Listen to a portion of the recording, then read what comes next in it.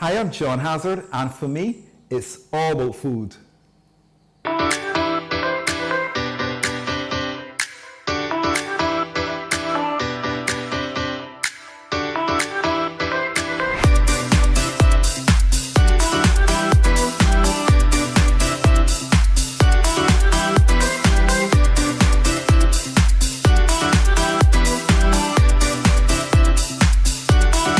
So I want to show you today how to make an amazing cocoa tea from St. Lucia.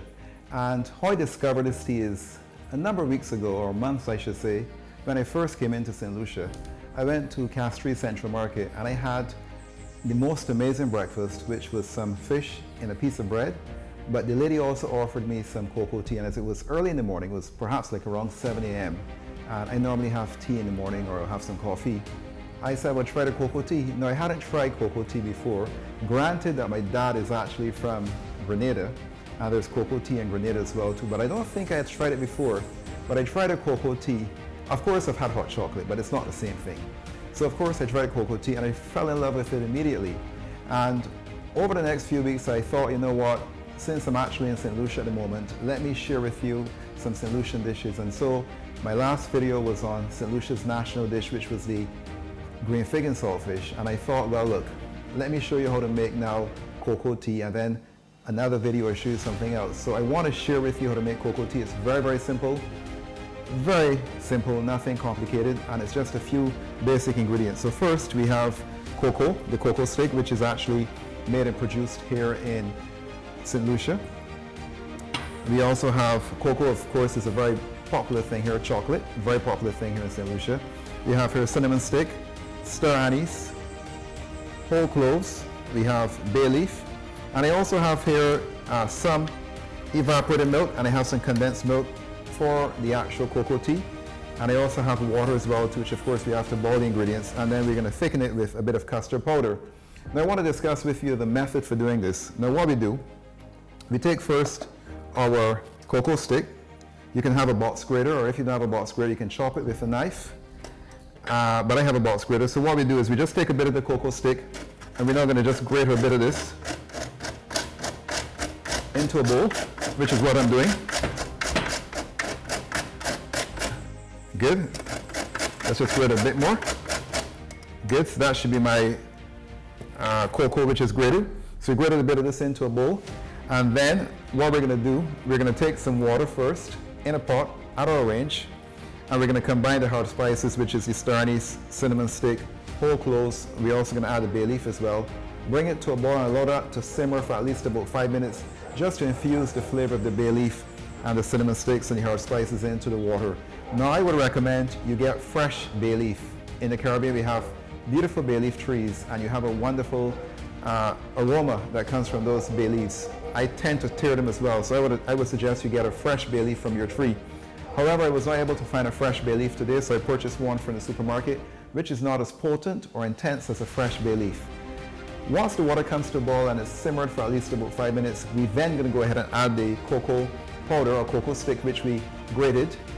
We allow it to simmer for probably another 2 to 3 minutes, and then we add all of the evaporated milk, a whole can of it, and I will have the recipe in the link or description below.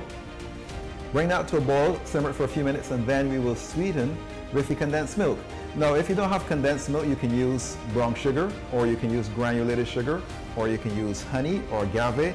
Whatever sweetener you want to use, you're more than welcome to use. Now, once it's sweetened, we're going to thicken it, and we're going to thicken it with the custard powder. Now, if you don't have custard powder, you can use cornstarch, and if you don't have cornstarch or custard powder, you can also use flour. Us as chefs, we call flour and water to thicken something a whitewash. Not the most flavorful, but it's another way of thickening something, thickening gravies or stews, etc. So most households, I believe, have flour of which you can thicken your cocoa tea. And once you thicken it and allow it to simmer just for another minute or so to cook out the starch in the flour, your tea is finished. You strain it, and then you consume this amazing tea. So that's what we're going to show you today. So I'm going to welcome you now to join me at my range or my stove, where we're going to make the most amazing cocoa tea in the world. And that's right here in the beautiful island of St. Lucia. Come on with me to my range. Okay, so welcome to the range, or to my stove. So let's go ahead and light the stove up. slow this just a bit. And what we're going to do first is we're going to take our water and we're going to add the water into our pot. Just a cup of water. Not making a lot of cocoa tea, just making enough cocoa tea for myself. Just push this to the side. And then I'm just going to take the hard spices. I'll just take just a piece of cinnamon stick. I have here some Star Anise. I'll take about 2 Star Anise. Maybe about 3 whole cloves. And add in there. And then I have some bay leaf. Add a piece of bay leaf or 2 bay leaves inside there. Probably add another Star Anise or so inside there as well. And what we're going to do now, we're going to bring this to a boil and allow this here to simmer out for at least about 5 or so minutes. And once it's simmered, then we are going to go ahead and continue with everything else, which is the adding of the actual cocoa stick which we grated. And then of course we're going to add the evaporated milk, and then we'll walk through everything else so we can finish up this dish. So while we wait until this comes to a boil, I'll go ahead and just do a few other things, and then we'll come back to this and start adding everything else to it. So as you can see, our water is here boiling, and what's happening here is that the water is taking in all the flavors of the hard spices, the cinnamon stick, the Star Anise, the clove, and of course the bay leaf. And this is what gives the tea that really spiced cocoa flavor from the cocoa, but it also gives a nice spice from these hard spices, which makes the tea more flavorful. So while it's doing that now, and it's simmered for at least about 5 minutes, what we're going to do now is we're going to go ahead now and add our cocoa stick which we grated on the box grater earlier, and we add this into here.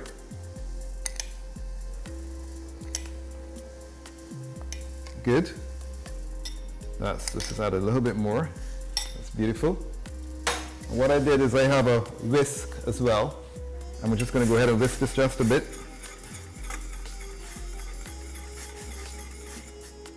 Good. I think I'm just going to add a little bit more cocoa. You can add more or less depending on how rich you would like your tea to be. So I'm just going to add just another 2 spoonfuls of this. And this is going to make a really rich cocoa tea. I think that should be enough. Give this a little stir. And as you can see, it's come to a boil, and it's really taken in that beautiful flavor of the hard spices, and of course the cocoa stick which was grated as well to the cocoa. What we're going to do now is I'm going to go ahead now and take my evaporated milk and add my evaporated milk into this. Oh, beautiful, beautiful. And now we're just going to go ahead now and just put this out of the way. Bring this back to a boil, and once it comes back to a boil, we're going to sweeten it with the condensed milk. Taste it, make sure it has the taste you want. Some may like it not so sweet, some may like it sweet, or you don't have to sweeten it at all. It's really up to you. It's how you like it. It's really a personal thing. Once it's all sweetened, then we're going to go ahead and thicken this with the custard powder. I'll show you how we do that stage as well too. So we need to let this come to a boil and just simmer and cook out for a few minutes, maybe 2 to 5 minutes, and then from there we're going to continue on with the process. So let's just give this a few more minutes, and then we're going to continue. I want to bring this to a boil first, show you it boiling, and then I want to show the other stages as well. I'm really excited about this cocoa tea. It really has me longing for this tea. I can't wait, and it's such a beautiful evening outside. It's not too hot, it's kind of like a little overcast, so it's the perfect evening for having this cocoa tea. Sometimes I like to drink this as well too on a rainy evening. When it's nice and rainy, I like to drink this as well too. So as you can see, it's a really, really simple tea. It's nothing difficult at all, and it's something which St. Lucians love. Everywhere you go, if you go on the street, sometimes on mornings, I'll go across in the other street over by Rodney Bay Marina, and there's a lady over there selling out of her car, just a 4-door car, and she's selling a of course, cocoa tea. She also has cocoa tea as well. You can make flour dumplings and put inside here as well. She's selling that as well too. And she's selling like saltfish and bake. And everywhere you go, on the streets everywhere, people have cocoa tea. And go down to Castries Central Market, go to any other market in View Fort or anywhere. And cocoa tea is very popular here in St. Lucia. So I think it's something I wanted to introduce you to, and I think it's something that you should know how to make. And I really encourage you to like and subscribe to this. If you are enjoying this, please give me some likes and send me some comments. You know, make your own cocoa tea and let me know what you think. Or it's coming to a boil. So I'm lowering the heat now because I don't want it to spill over my stove. So you have to watch it carefully because it has the milk. The milk has the capacity to spill over on your stove. So you want to watch this very carefully. You don't want it to spill over. All right, so I'm lowering this just a bit. What I'm going to do now, I'm going to go ahead now and, oops, it's coming up. Wow, it's coming up really aggressively. All right, I think it went out. Let's just go ahead and light it back. So a good observation is you want to make sure you have the right size pot too. This pot might be a little small for what I want to do here. So we're going to go ahead now and just thicken this a bit with our condensed milk. So I'm going to add a bit of this in here, just to give a little bit of sweetness. Let's just put this back here, give it a stir.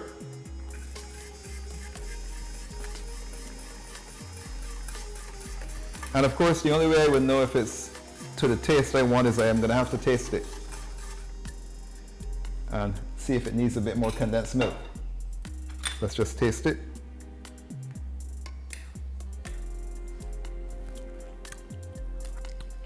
Ah, that's lovely. That's lovely. It's neither too sweet. It's neither too sweet or anything of that nature, so that's beautiful. So what we're going to do now is I want to thicken this. So what we do to thicken this, we're going to take a bowl and we're going to take a bit of this custard powder in here, which I have here. So put a bit of the custard powder in the bowl, and then we're going to add a little water. It's called a slurry. In the culinary language, you call it a slurry, and then we mix it. Take a spoon. You can take your spoon or you take your fingers. Easier to take a spoon. You don't have a lot of cleaning up afterwards. And then what we do is we just mix this. Get it all incorporated well. So just mix this all around well. And this is what we're going to use to thicken now our cocoa tea. All right, so that's now coming up to a boil again. And you have to bring it to a boil before you thicken it. So it's coming to a boil. Let's now go ahead and add. So I'm going to add now this to it. So remember, there's something in cooking as well. You can always add, but you can't take out. So I add just enough to see if it's to the body. I don't want to add too much of the custard and then it's too thick for me. But I add just enough to make sure it's at the right consistency I would like to have. And everybody has a different consistency that they like. I don't like mine too thick, but I like mine more of a, if you know heavy cream, more of a consistency like that. And looking at this looks like the consistency I would want to have. Yeah, that's the consistency. So you see, it's this nice consistency. Okay, that's beautiful. I'm just going to whisk this around a bit more. Good, beautiful. And that's my cocoa tea finished. So what we're going to do now, I have a bowl here set up. We're going to strain it into this bowl. So we take some cloth now. And we're now going to strain this now, pour it right in here in a strainer. We want to strain out the hard spices and the bay leaf. Good. Get that inside there. Take back this whisk. And we can just whisk this to get everything through the... Good. We have everything through there. Good. And this is our cocoa tea right here. This is our cocoa tea. You see that consistency right there? That's the consistency we're looking for. Now, what we're going to do, We're now going to take the cocoa tea and we're going to add, let's just rest it over here. We're now going to pour some cocoa tea into our glass. And this is our cocoa tea right here. Beautiful cocoa tea.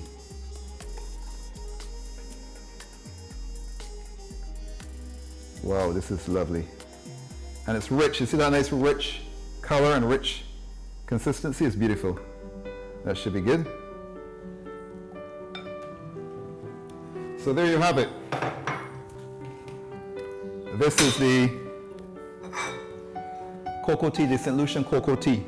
This is it right here. So there you have it. It looks magnificent. It's really rich. So let's just go ahead and sample this tea. It's really, really tasty. Lovely tea. Oh, that is amazing. That's absolutely amazing. Wow, this is amazing tea. And it's so rich. I can taste a bit of the herb spices as well as the rich cocoa flavor. I can taste it. So this is the St. Lucian Cocoa Tea, and that's exactly how you make it. So if you have enjoyed this video, please go ahead and like, please subscribe, please send me some comments, let me know what you think. I love to hear from a lot of St. Lucians if I made it the correct way, if I made it the way you make it here in St. Lucia. Send me also some tips in terms of how to make this even better as well too, or send me how you make it your way. And again, my name is John Hazzard, and for me, it's all about food.